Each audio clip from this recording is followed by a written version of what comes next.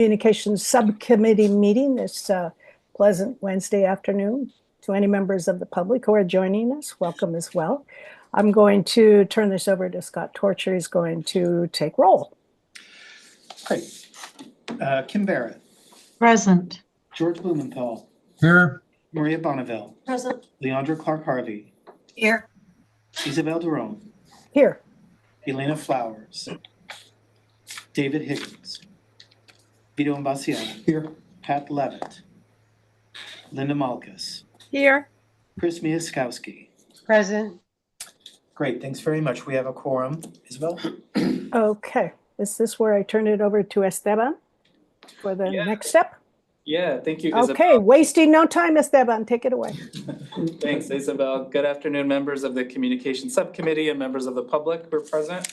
Welcome to the March Communications Subcommittee meeting. The team appreciates your time today to hear about some of the recent work that we've been doing. And before we begin, here's a reminder of our mission, which is to accelerate world-class science to deliver transformative regenerative medicine treatments in an equitable manner to a diverse California and world. And I'm Esteban Cortez, the Director of Marketing Communications at CIRM. I'm part of a small but mighty team that leads and supports the entire agency with various marketing communications initiatives and channel management. This includes external, internal communications, social media, email marketing, print publications, like our annual report, managing our website and blog, media and press, as well as supporting with community outreach efforts. And before we start, I would also like to recognize some other team members. Katie Sharifi, who isn't present here today, who's our communications team coordinator, and Christina Smith, our social media and content specialist. They've been instrumental in driving our mission forward and a lot of these efforts that we're going to talk about today. So we have two agenda items today. The first is an update on our communication strategy in response to recent federal developments, followed by quick updates on other communications initiatives that we've been working on. So of course, we'd like to start by talking about our approach to keeping our audiences informed about CIRM's role in light of recent federal developments. As we're all aware, there have been a flurry of executive orders that, if implemented, can have drastic effects on the scientific community, including many CIRM-funded researchers and institutions. And JT will now give an update on some of the developments that we've been following. I'll hand it off to you, JT. Thank you, Estella. Madam Chair, Madam Co-Chair, members of the subcommittee, CIRM team, and members of the public. Before I give a few opening remarks, I wanted to let the subcommittee know that we have posted the job description for the Senior Director of Communications, whose principal responsibility will be to develop and implement a comprehensive strategic communication plan to reach and inform CIRM's many and varied stakeholder groups. We have in a short time already received 25 applications and expect more in the days ahead. We'll keep you posted as the process proceeds. In the 2 months since the new administration took office, several actions have raised serious concerns about the future of scientific research in the United States, including significant funding cuts to scientific institutions, the appointment of individuals to key health and scientific positions who may not fully value the importance of science, changes to funding structures that could hinder scientific progress, and efforts to ban DEI programs that could undercut the development of treatments for underserved communities. We at CIRM understand the uncertainty around how these federal developments are impacting the scientific and patient communities. This ambiguity can be challenging, especially on researchers and institutions that rely on a stable funding environment to drive scientific progress. We are closely monitoring, with the help of policy partners, the evolving landscape in Washington, D.C. CIRM remains resolute and fully committed to supporting California's research community and to advancing innovative regenerative medicine therapies to people across the state. Later this month, the board will be considering 4 concept plans approved last fall as part of our strategic allocation framework. Applications for discovery, preclinical development, and clinical programs are expected to open in the spring, with deadlines throughout the summer and fall. Combined, this first round of funding programs will provide more than $425 million to support dozens of new cell and gene therapy research projects. With particular respect to DEI, it has long been CIRM policy that the only way to develop cell and gene therapies for all Californians is to make sure that clinical trials involve patients from all affected communities. Accordingly, clinical grant applications are rigorously judged both on scientific merit and the game plan to recruit and treat patients from all such communities on the specific diseases under review. We remain fully committed to ensuring diverse representation in addition in our education and training programs. These programs are building the next generation of scientists and innovators in the state and equipping them with the skills needed to lead in regenerative medicine. Our investment into these education and mentorship of these future scientific leaders is critical to ensuring progress in the field. The principles behind DEI permeate all that we do at CIRM. Without a commitment to those principles, we are less effective in our overall approach. CIRM strongly opposes the discrediting of science and the ill-advised attempt to stifle scientific ingenuity and innovation. We are fortunate that the citizens of California have given us the opportunity and privilege to continue to lead the way in accelerating world-class science and intend fully in the years ahead to do just that. As we embark on our third decade, facing an uncertain federal landscape, we will continue to champion regenerative medicine in California and contribute to the state's leadership in global scientific breakthroughs. It is absolutely critical that our stakeholders know we remain committed to these values, programs, and initiatives. That's why I and CIRM leadership will work closely with communications and the board to ensure that we are aligned in our stance and how we communicate these important updates. Esteban and his team have developed a strategy that will emphasize some of these messages, which you're about to hear. We look forward to hearing your feedback and suggestions. Thank you, and over to Esteban. Thank you, JT. So while we recognize that these things are coming to us at a rapid pace and things change week by week and day by day, the communications team, of course, will be here to support JT and the executive team in delivering these important messages and updates to our audiences, as JT just mentioned. This, of course, includes launching emails in a timely manner, posting social media updates, releasing statements, responses when needed to support leadership's vision, as well as the entire agency. So I will be presenting a comprehensive communication strategy in response to these developments and to outline how CIRM will, through its communication efforts, continue to engage with stakeholders and reinforce our mission in light of these changes. So amidst all of this uncertainty, CIRM has a unique opportunity to position itself as a proactive leader. Our role as a key research funder, our advocacy for scientific innovation, and our commitment to diversity, equity, and inclusion in science puts us in a strong position to navigate some of these challenges. So at CIRM, our mission to accelerate world-class science remains unshaken, and that's why our communication efforts must reflect this commitment. So our communication strategy, which was provided to you in the agenda, is designed to ensure that we meet several key objectives. First, we want to emphasize CIRM's leadership role in regenerative medicine and underscore California's critical position in advancing scientific research. We will also reassure stakeholders that CIRM's strategic impact goals and mission remain unchanged despite all of these federal policy shifts. We will emphasize the value of science and the ongoing need for investment in research. We'll reaffirm CIRM's commitment to inclusivity, emphasizing the importance of diversity and inclusion in driving scientific excellence and equitable access to therapies. And we will continue to maintain and deepen our relationships with key stakeholders, including researchers, patient advocacy groups, elected officials, the broader scientific community, and of course, the general public. So these objectives will guide our strategy and ensure that we communicate clearly and effectively during this time and moving forward. Through our communications efforts, we will reach a wide range of audiences, including CIRM staff and board, CIRM awardees and applicants, the regenerative medicine scientific community, patient advocacy groups, key government officials and agencies, and the general public. By aligning our messages with these audiences, we can build support, foster collaboration, and ensure that CIRM's mission remains strong and visible. So to ensure alignment and consistency in our communication efforts, we have developed core messaging that reinforces our objectives in the plan. In the interest of time, I'm not going to go over each of these messages in detail, so I do invite you to review further messaging in the provided planning document and provide any feedback as you see fit. A key takeaway that I have noticed and that we've noticed from recent conversations with the board is that we really need to reaffirm the strength and commitment of our mission.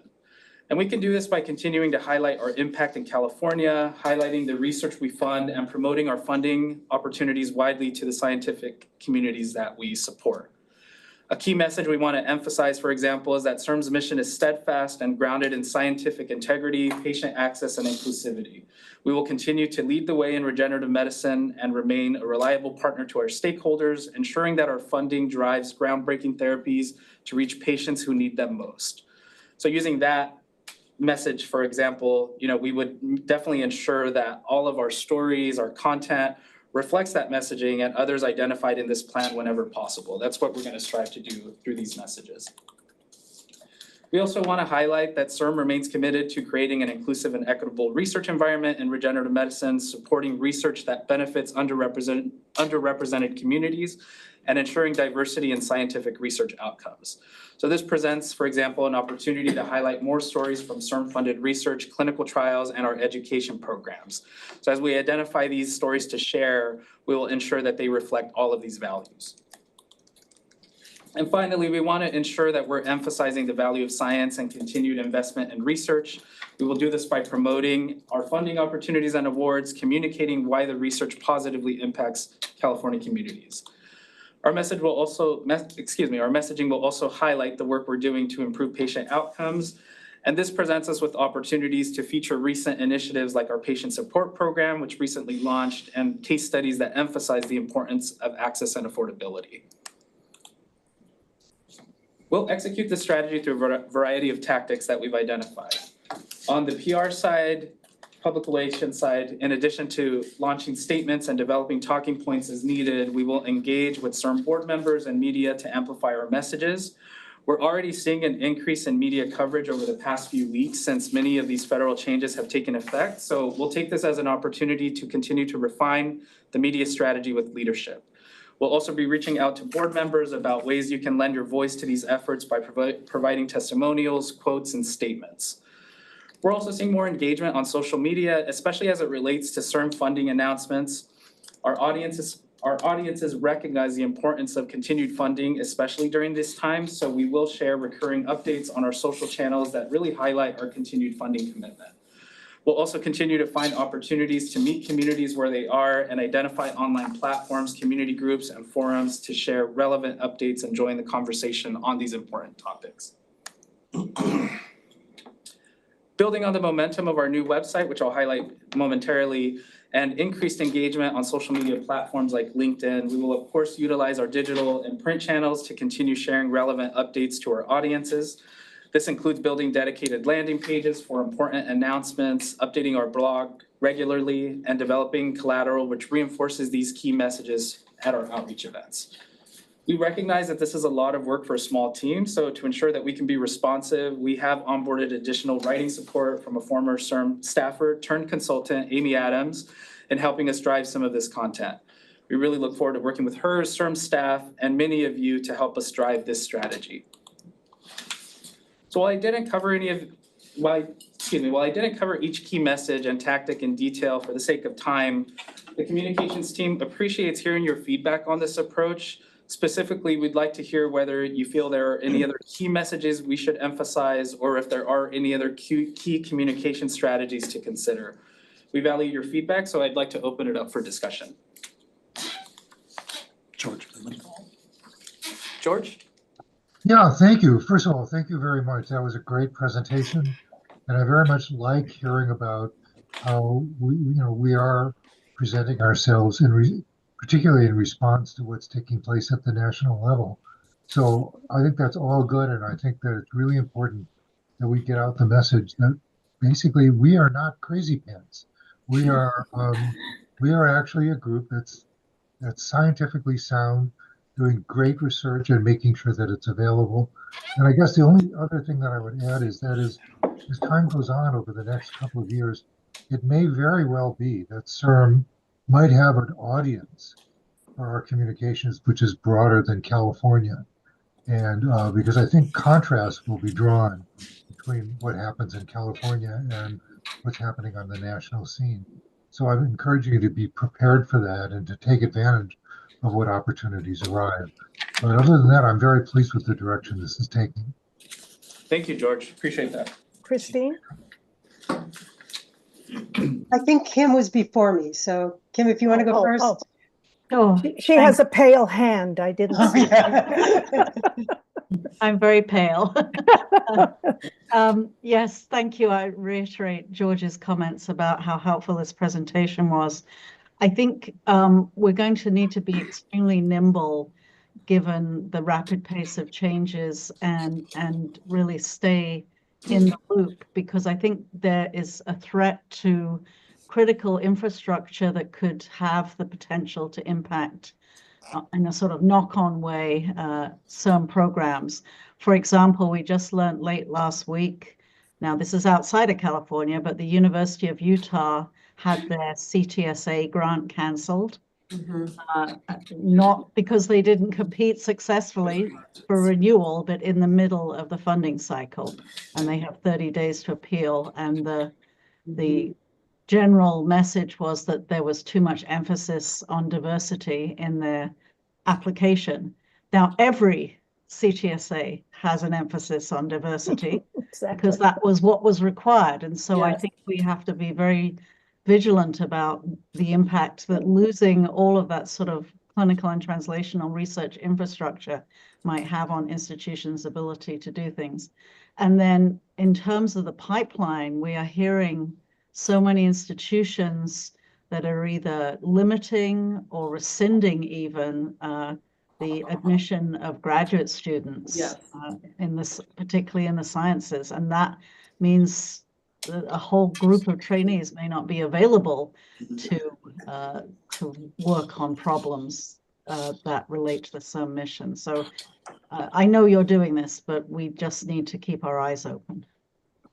Thank you. Christine? I agree and want to follow up on what Kim was saying.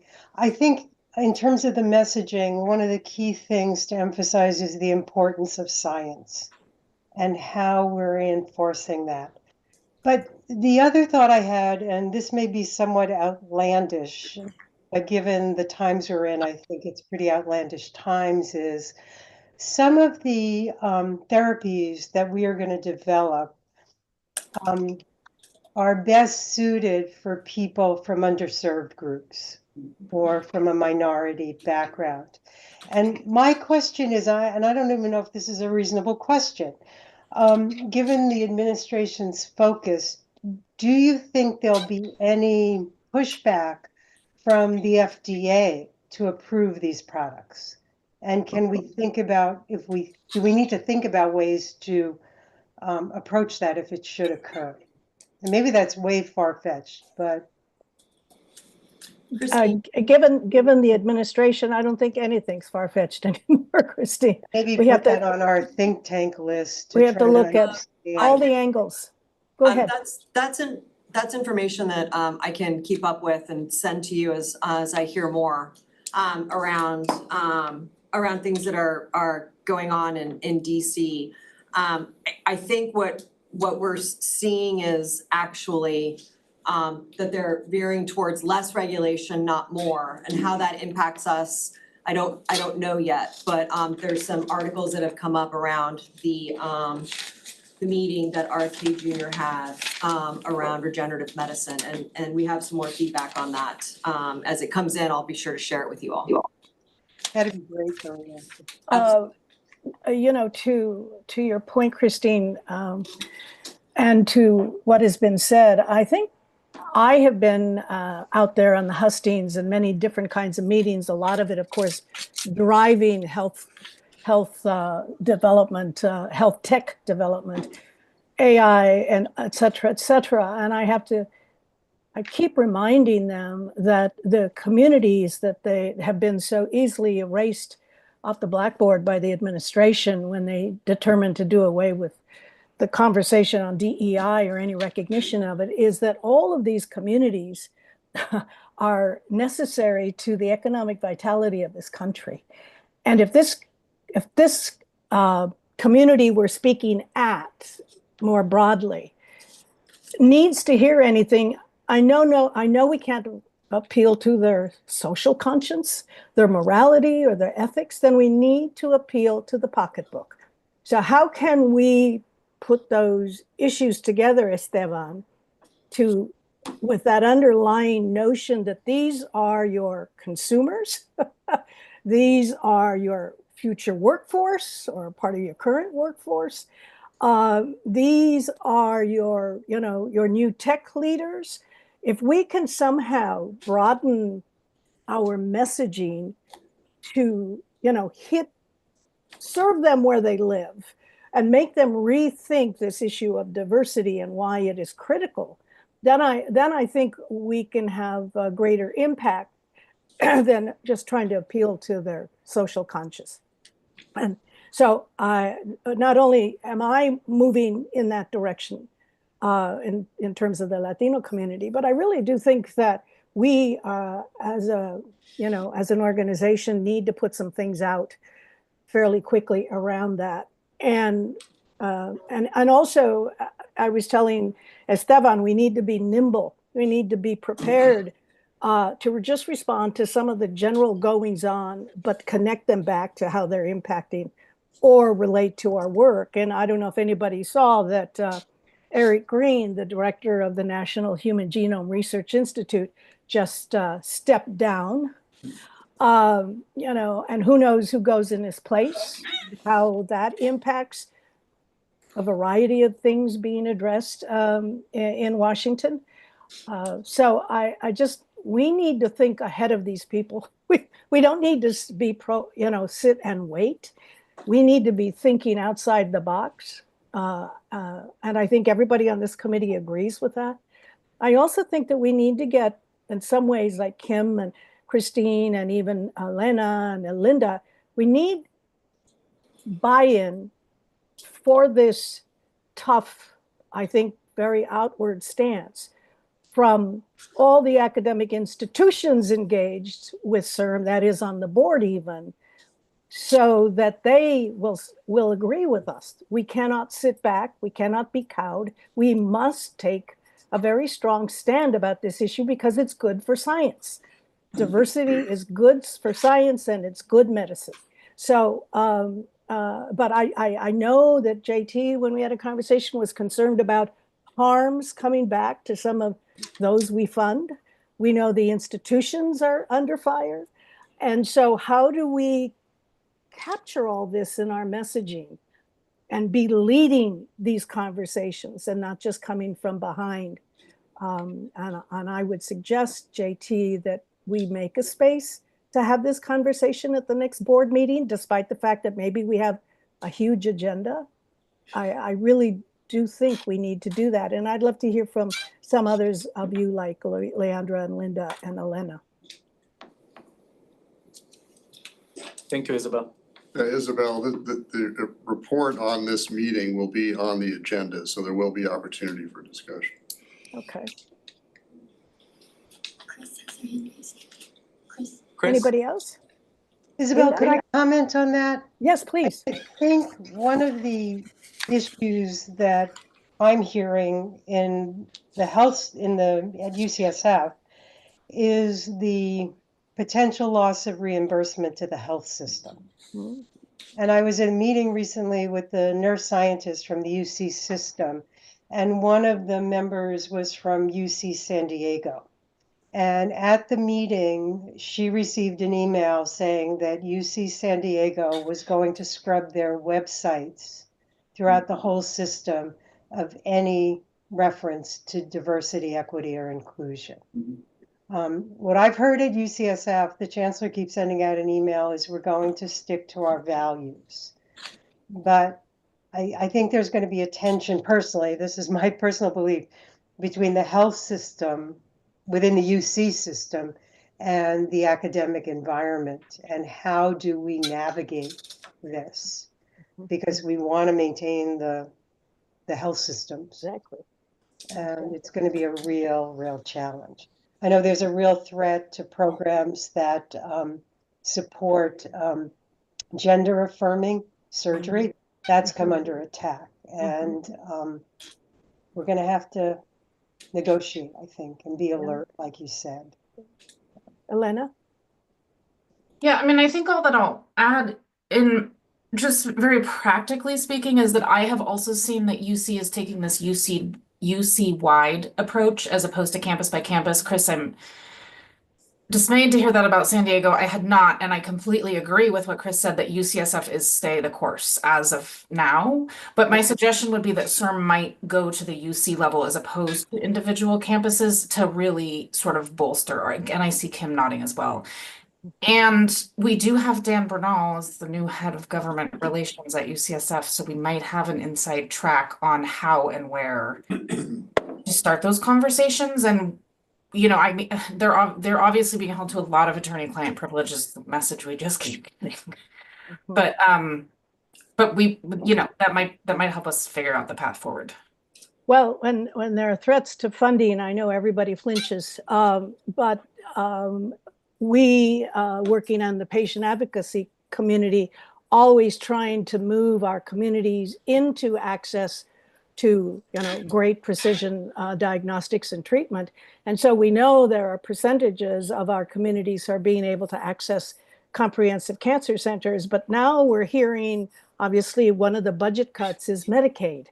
And $800 billion in Medicaid is going to be one of those things, Christine, that even though it's a small piece for each of the comprehensive cancer centers, even though they may only be able to afford a number of patients because it's such low reimbursement, but it still says that instead of us moving forward, we will be forced to move backwards by multiple cuts, right? And how do we begin to look at all of that picture and still be able to respond without fear? Or, you know, I'm having actually a conversation with Dr. Ashworth as part of the Community Advisory Board for UCSF. We're meeting him on Thursday. And I'm asking him these questions, you know, and once again, to Elena's point, is it an individual position or is it broadly the UCs? You know, it's a tough place to be, but I think in some ways, do we have choice? Because if we allow these leadership, which is small, out of DC to run rampant over everything we know, believe, and practice, who's going to win? Certainly there are going to be a ton of losers in this, and it's going to be mostly people, the public, et cetera, et cetera. So let me go to Leandra. I see your hand is up. I think Kim put it up at the same time, so I'll let her go ahead and I'll make my comment in a second. There's that pale thing again. No, you definitely put your hand up before me, Leandra. Okay. I can tell because I'm second on the screen. It's okay. It's all right. I guess I was going to try to maybe shift in a little bit the conversation a little bit in the sense that I'm glad we're discussing this. This is the reality. This is the zeitgeist of the times. And I do think, you know, of course, it is important to have our values and be principled and to take a stand. And we have to be incredibly strategic. This is unlike threats that we've seen necessarily in the past because of the multi-dimensional impact of it, right? This isn't just one thing we're fighting. This is everything. And so with that in mind, I would appeal to this group to be, and I know you will, be very strategic. This is more than just saying, no, we won't. This is, no, we won't because, and we recognize your values, and we may need to step outside of our comfort zone to appeal to values that may not on their face seem to comport with our own. And there's a lot in that. I won't get into this completely, but I really do think that we have to be very careful how we communicate our messaging and our stance. and it's more than just saying no and opposing things right now. It really is trying to figure out what makes people tick, what the messaging that will reach people is. And I think it really is through our patient stories of the folks that are getting services, the people that are in their families and their communities, that it can also be impacted by the good that science does. I think that story and that piece is a lot. It's a different way of communicating. And anyways, I think it's all necessary, and we need to be careful, and also be very strategic. So I think there's a lot of work to be done. To that, Leandra, that is sort of putting my position in between a rock and a hard place. Because while I sit on the CIRM board and I'm very sensitive and attuned, I'm also a patient advocate with a voice that trying to speak for whole groups of people who have not been acknowledged to this point, and now they're being erased. And I'm talking about Latinos as a group. So when I go out there and I take a very strong stand, does that come back to bite CIRM?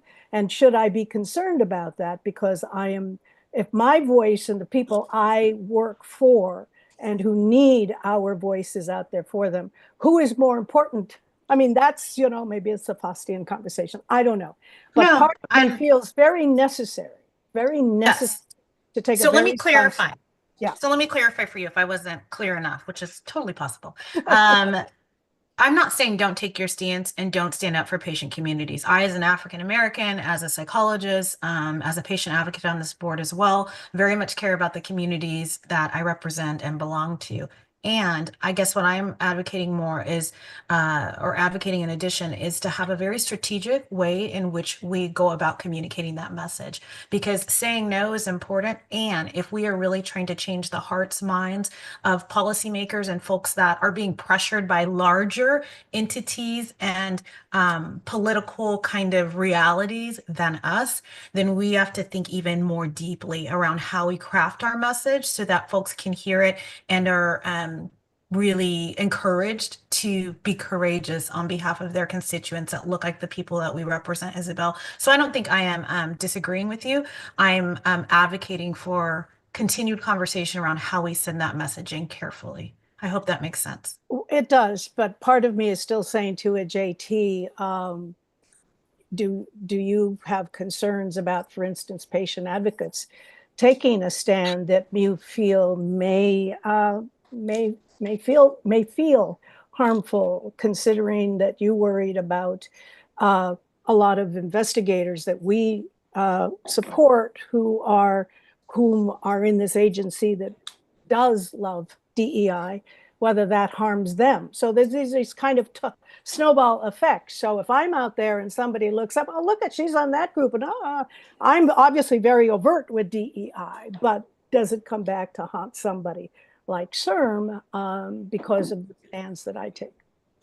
Really quickly, I just want to interject. I think this is a policy conversation. This is not a strictly communications conversation. I agree. There are things that need to be discussed as a full board. There are positions that will be taken, perhaps, maybe not. And those are things that need to be discussed at the board, yes. And a policy, around all of that, and then how we communicate those decisions that are made. I think for today, what the team wanted to let us know was that they're being as responsive as they can right now with the information they have out of DC with how we would like to continue to move forward, how we still have to be nimble based on other things that may or may not come to the fold, and that we plan on continuing having these conversations. But I do think some of the decisions that perhaps will need to be made moving forward are things the full board will have to discuss, and policies will have to be adopted around them.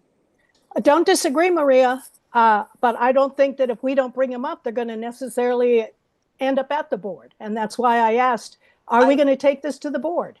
Because I do think they will. I do think they will. And I understand it, but I mean, this is the Communications Subcommittee, and we should be talking about these issues so that they get to the board, and those who lead the discussions like JT and Esteban, when he steps up to the plate, should know what the subcommittee was thinking and how we saw it and our POVs, even some of the discrepancies in our POVs, so that there's a full rounded conversation and then lead towards policy decisions. So I think this is really an important place to have this conversation. I'm not suggesting otherwise, I'm just suggesting these are policy decisions to be made, Okay, not strictly that's fine. how we communicate. That's fine. Yeah. Okay, so anybody else with a comment so that we can move to next? Yeah, I do have one. Oh, I'm sorry, Kim, go ahead. So I think to underscore what Chris said, we are definitely getting direction to, really look to the Office of the President for communications. I can report that as of yet, UC Davis has not removed anything from our websites related to diversity. And I'm kind of horrified to hear that at San Diego, my former institution. But I think the other thing that this situation is teaching us is the importance of coalitions. And so maybe some outreach to the Office of the President, either Dave Rubin or Dina McRae on the academic side of UC Health, because we've noticed for things like, the injunction for the indirect cost rate, that was a coalition of states. It was involved AAMC. I think CIRM needs to be at the table. This is such an important agency. Okay, anybody else? Okay, so back to you, Esteban. Well, thank you all for that valuable feedback and discussion. Really appreciate it. And to finish off this meeting, I'm just going to provide some quick updates on other communications efforts from the last time that we met. So in February, we were thrilled to finally launch our new website, a year-long project that has resulted in an improved website with better navigation, modern design, and consistent branding. Fortunately, I won't have the time to give a preview today, but I really invite you all to go check it out if you haven't seen it already. The new website has improved accessibility features. We are actively working to roll out more, including improvements to our grants feeds, the addition of an accessibility widget as well.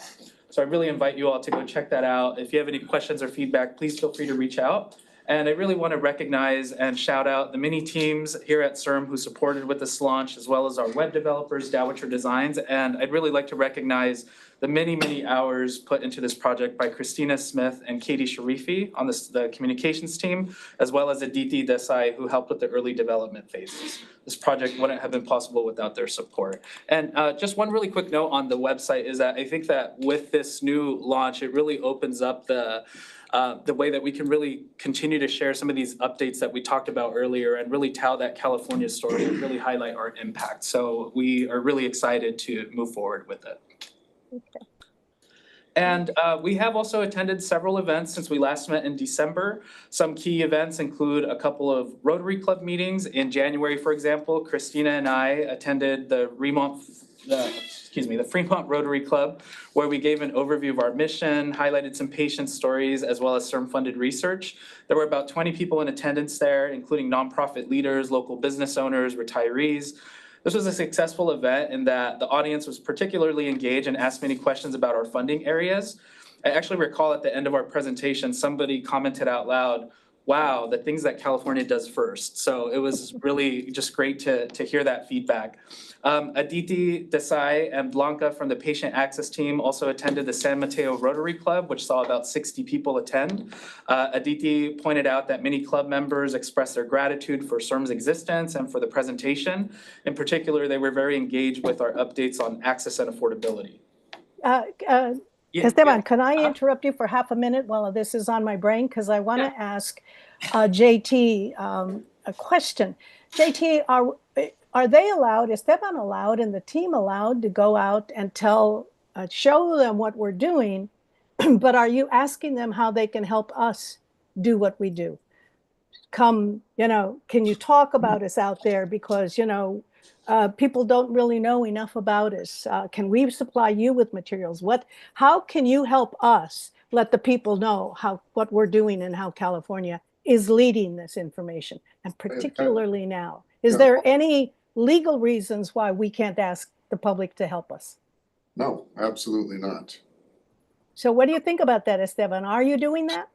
No, we do, of course, take materials that we leave behind, and one of the great things that comes from these events is that they do often connect us with other groups. Aditi, I think, does a really great job, even when Christina and I attended. Often at the end of these meetings, they'll follow up by saying, hey, I'm a part of this other group that I think would really love to hear these updates. So that's really how we're leveraging some of these events, and I think we can definitely take it a step further by having some of those more firm calls to action. So I really appreciate that feedback, Isabel. Yeah, I think handing out materials is not good enough. Basically, we need you. You're paying for this stuff. We need you to help us. And especially if you can raise that kind of trickle of alarm in these days in which, we're kind of in this bubble, isolated bubble. I don't know. We really need this public, who are the consumers as well as the taxpayers. They need to know we need them. I think it's a powerful message. So I don't know what talking points you can draft for that, Esteban, but think on it. Maria would be great to help you. I know. Thank you, Isabel. I appreciate it. Okay. So yeah, those are two Rotary clubs that we attended. In February, JT gave a keynote address at UC Irvine, which we supported him with. This was the featured community lecture, public community outreach event, which welcomed nearly 200 people, including community members, high-level donors, and UC Irvine affiliates. The keynote highlighted CIRM's role in California, and also there was a panel discussion that highlighted some current federal issues. JT, if there was anything you wanted to add? Sure. So the panel was interesting. This was myself, Daniela Bota, who runs the Alpha Clinic at UC Irvine, a gentleman who heads their manufacturing, and another gentleman named Lee Turner, who's sort of their resident bioethicist. And there were quite a few questions from the community about sort of what's happening in the larger scene, given the developments to that point at the federal government level. And there were 4 different perspectives on how these things impact our whatever it is that we were in charge of, and was actually a very vibrant discussion that ended up going about a half an hour longer than the meeting was agendized. So the sort of the point to get across to the subcommittee here is that we're already out there now getting engaged with the public on the issues of the sort that we're talking about today. So I think it was a good session. The feedback was very good, and it was appreciated that we were out there and a central part of it. Thank you, JT. And finally, we collaborated with 4 of CIRM's science officers, including Drs. Lila Collins, Jim Campanelli, Lisa McGinley, Chan Lek-Tan, and our community outreach manager, Aditi Desai, to boost visibility of CIRM at the ALS Research Summit in January. This was hosted by the ALS Network. There were more than 200 attendees at the event, consisting of researchers, investigators, patients, and patient advocates. And, in addition at this event to featuring many CIRM-funded researchers and speakers, CIRM Senior Science Officer, Dr. Chan Lek-Tan, gave an overview of CIRM's mission, and we also hosted a booth for conference guests and created an ad for the program booklet.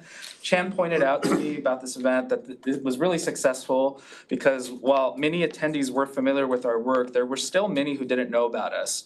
And in addition, those who were familiar with CIRM weren't familiar with the wide range of our programs. So it was a really good opportunity to continue to spread awareness. And I thought this was a really great example of collaborating with the science teams in going out to a community event. I know that's some feedback that we've received from the Communications Subcommittee. So we really hope to continue that work and collaborating with our science officers and science teams at CIRM. Right.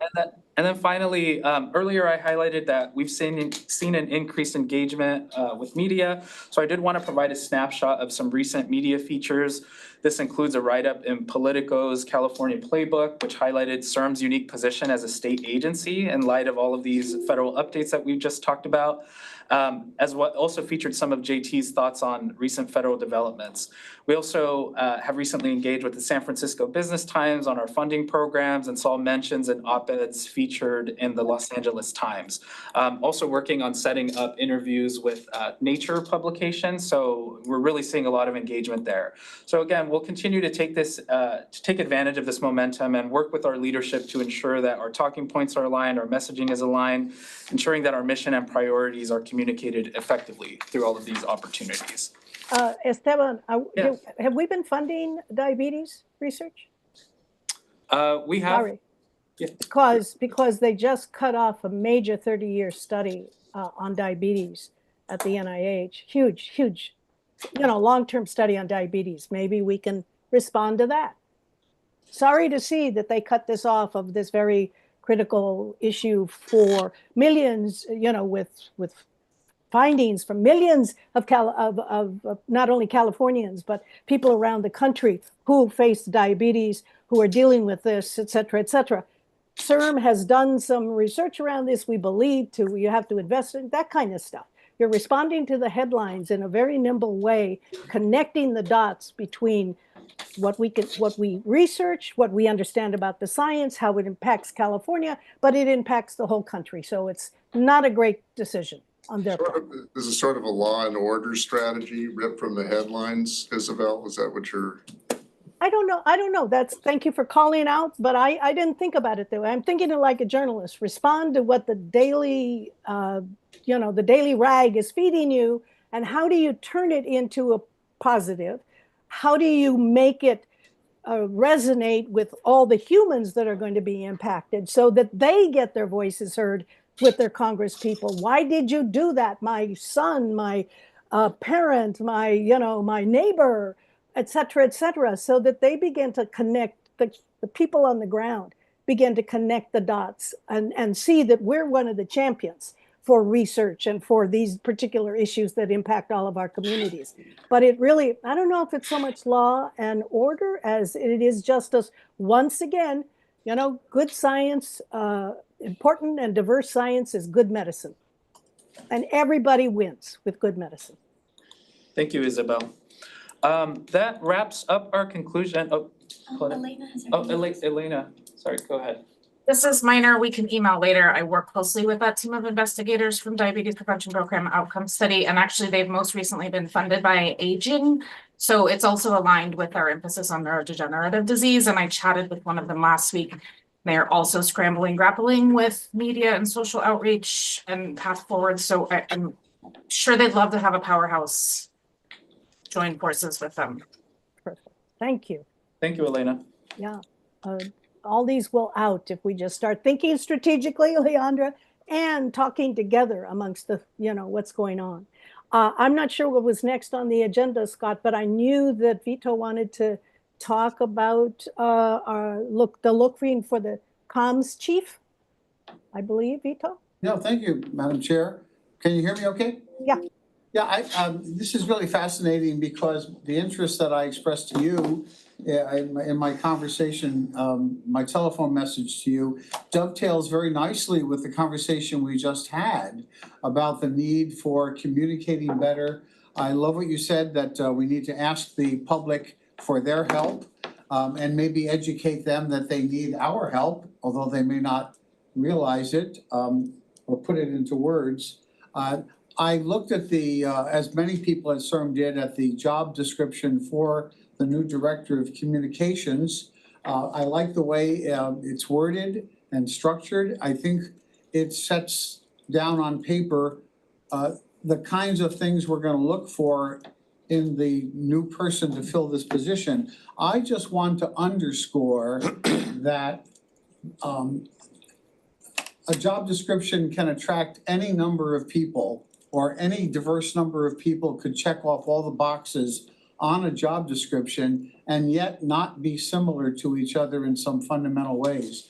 What I'm trying to say is, as I prepare a major presentation to the board on how CIRM will sustain itself when our existing funds run out, one of the key, and I can't underscore this enough, one of the key needs I have is somebody with the right chops in the comms department who will educate the people in California that we exist, what we do, what our accomplishments have been, and to the extent allowed, what the promise of CIRM will be.